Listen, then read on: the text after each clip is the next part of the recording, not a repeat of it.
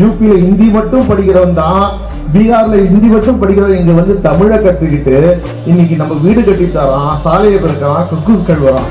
இதாங்க ஹிந்தி படிச்சாங்க. இன்னைக்கு நம்ம வீடு கட்டி தரான், சாலையை பிறக்கிறான், குக்கூஸ் கழுவுறான். இதாங்க ஹிந்தி படிச்சாங்க. நேற்று வரை வடமாநில தொழிலாளர்களை இந்தி மட்டும் தெரிந்ததால் தமிழகத்திற்கு வந்து கழிவறை சுத்தம் செய்கிறார்கள் என்று தரம் தாழ்ந்து பேசி தேசிய அளவில் தமிழகத்திற்கு பெரும் தலைக்குனிவை ஏற்படுத்தியவர் திமுகவின் தயாநிதி மாறன். அன்று மொழியை வைத்து இழிவுபடுத்தியவர் இன்று சொந்த மாநிலத்தை சேர்ந்த கோயமுத்தூர் மக்களை ஊரை கெடுப்பவர்கள் என்று சீண்டியிருக்கிறார்.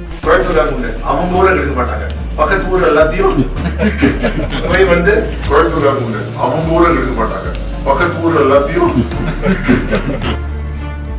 உழைப்பிற்கும் விருந்தோம்பலுக்கும் நேர்மையான தொழிலுக்கும் பெயர் போன கோவை மக்களை ஊரை கெடுப்பவர்கள் என பேசுவது நகைச்சுவையா அல்லது கோவை மக்கள் தங்கள் கட்சியை தொடர்ந்து தோல்வியடைய செய்வதால் ஏற்பட்ட வன்மமா?